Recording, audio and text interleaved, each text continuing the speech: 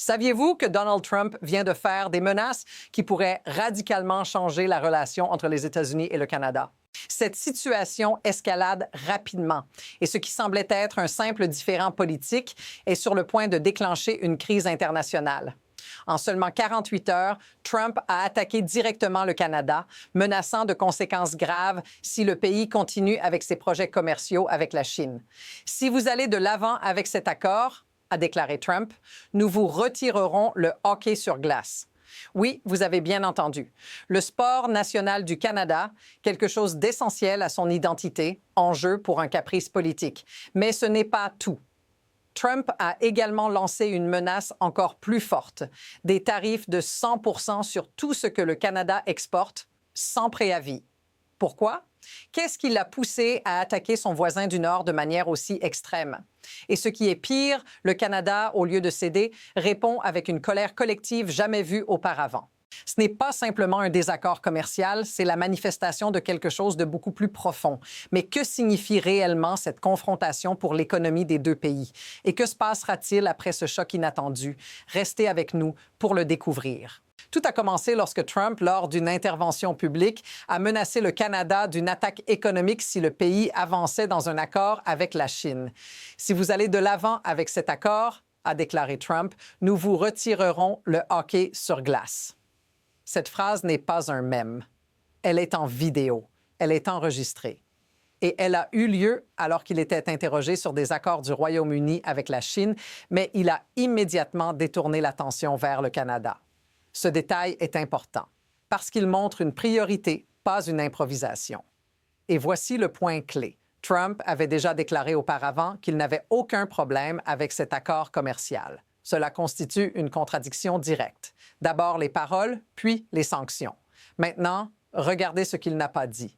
Il n'a pas expliqué quelle clause le Canada viole.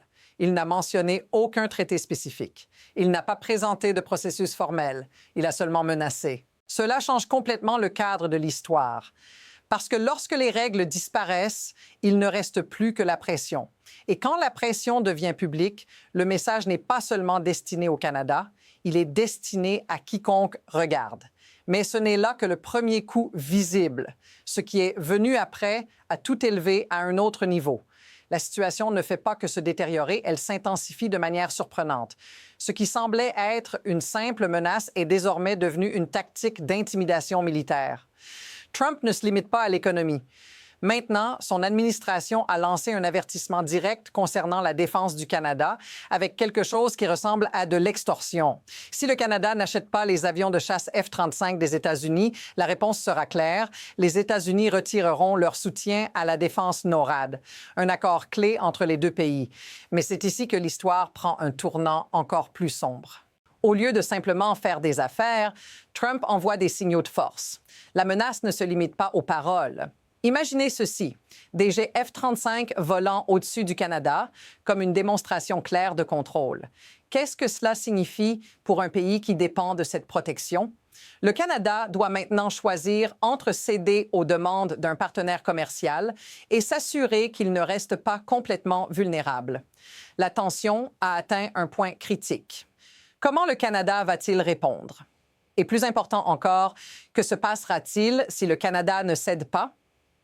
Restez avec nous pour voir comment cette pression pourrait changer l'avenir des deux pays et le vôtre aussi. Le Canada ne réagit pas sur un coup de tête. Il réagit parce que les menaces ne sont plus abstraites. Fait concret, au cours des 48 dernières heures, Trump a affirmé publiquement que si le Canada avançait dans un accord commercial avec la Chine, il ferait face à des tarifs de 100% et a même ajouté qu'il ne pourrait ne plus jouer au hockey sur glace. Cette phrase n'est pas une blague. Trump l'a dit sérieusement.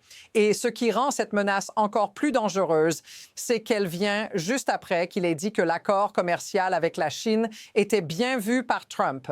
Mais que se passe-t-il maintenant avec des paroles et des menaces aussi contradictoires? Le pire est à venir. Il se trouve que l'administration Trump ne travaille pas seulement avec des mesures économiques et militaires, mais elle touche également les portes des séparatistes en Alberta. Oui, vous avez bien entendu. Les rapports indiquent que le gouvernement Trump a été en discussion secrète avec des groupes extrémistes de l'Alberta, les encourageant à chercher la sécession du Canada. C'est un mouvement directement tiré du livre des stratégies de Vladimir Poutine. Tout comme le Kremlin a soutenu des mouvements séparatistes dans d'autres régions du monde, il semble maintenant que Trump joue le même jeu. Et ce qui est encore plus effrayant, certains politiciens en Alberta, comme Danielle Smith, sont signalés comme des alliés dans ce processus. L'objectif est clair, diviser et affaiblir le Canada de l'intérieur. Mais voici la question à laquelle personne ne répond. Si ce processus de division continue, que se passera-t-il pour l'unité du Canada et qui bénéficiera d'une nation fragmentée? La stratégie derrière ce genre de manipulation est dangereuse. Que se passera-t-il si les séparatistes obtiennent le soutien qu'ils recherchent? Restez avec nous, car ce n'est loin d'être fini. À ce stade, les mots ne suffisent plus à cacher ce qui se passe. Les politiciens canadiens commencent à parler de trahison et l'unité entre les provinces n'a jamais été aussi cruciale. Lors d'une récente réunion de ministres en chef, les leaders provinciaux du Canada ont montré une solidarité que nous n'avions pas vue depuis des années. La réponse du premier ministre Carney a été claire. Le Canada défendra sa souveraineté à tout prix. Mais ce qui est encore plus choquant, c'est la fermeté avec laquelle d'autres leaders provinciaux, comme le premier de la Colombie-Britannique, David Eby, ont pris la parole. Eby n'a pas hésité à qualifier les menaces de Trump de trahison et à exiger qu'elles soient traitées en tant que telles. Ce n'est pas juste une posture politique, c'est un acte de résistance. Eby et d'autres dirigeants provinciaux laissent clairement entendre que si le gouvernement des États-Unis persiste dans ses efforts pour démanteler l'unité du Canada, il fera face à une résistance féroce. Ce n'est pas simplement une guerre commerciale ou politique, c'est une guerre pour l'identité même du pays. Mais voici un détail crucial.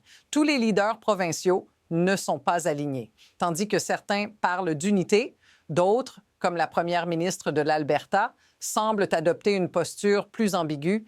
Mais que se passe-t-il si cette ambiguïté est exactement ce que Trump cherche? Un dividende de chaos, de fragmentation et de contrôle. Restez avec nous, car la véritable bataille est sur le point de commencer. Maintenant que l'impact direct sur les personnes est clair, il est crucial de prendre du recul et de comprendre le système qui permet que tout cela se produise. Pourquoi cela arrive-t-il?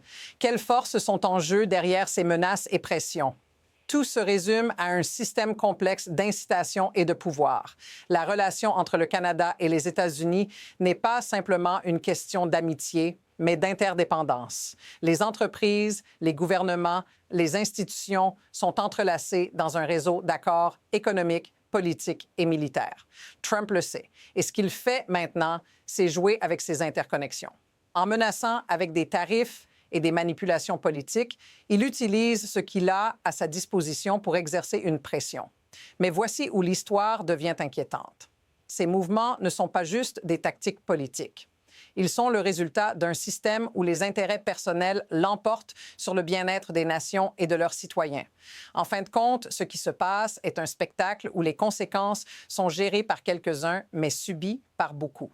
Ce genre de jeu de pouvoir met en lumière la vulnérabilité des pays, surtout lorsque leurs dirigeants sont prêts à sacrifier la souveraineté et la stabilité pour un avantage temporaire. En regardant vers l'avenir, il y a deux chemins très différents que le Canada pourrait prendre. Le premier et le plus évident est celui de la résistance.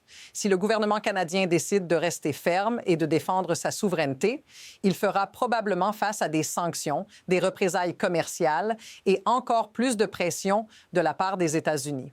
L'impact économique sera grave, mais au moins ils pourront maintenir leur intégrité et leur contrôle sur leur destin. Mais le deuxième chemin est plus incertain et plus inquiétant.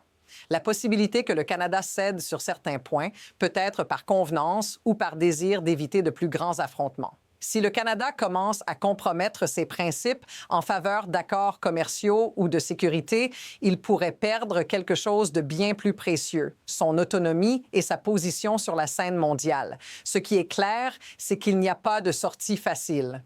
Ce qui se passera dans les prochaines semaines et mois définira l'avenir du Canada. Et ce qui semble plus préoccupant, c'est que les décisions qui seront prises maintenant n'affecteront pas seulement le Canada, mais tout le continent. Le temps presse et le prochain mouvement est déjà en cours. Quel chemin le Canada choisira-t-il? Et quel en sera l'impact pour nous tous? Ce que nous avons vu jusqu'à présent n'est que le début d'une histoire bien plus grande. Ce conflit ne se résoudra pas rapidement ni sans conséquences, mais ce qui est clair, c'est qu'il changera la manière dont nous voyons la relation entre les nations. Si quelque chose nous a appris cette situation, c'est que le pouvoir ne se distribue pas de manière équitable et que les mouvements stratégiques d'un pays peuvent déclencher un changement irréversible dans l'équilibre mondial. La lutte pour la souveraineté et l'indépendance n'est pas seulement une question de politique, c'est une affaire qui touche les personnes, les communautés et l'avenir de toute une nation. Et bien que beaucoup se concentrent sur les tarifs, les menaces militaires ou la diplomatie, ce qui est réellement en jeu est beaucoup plus profond.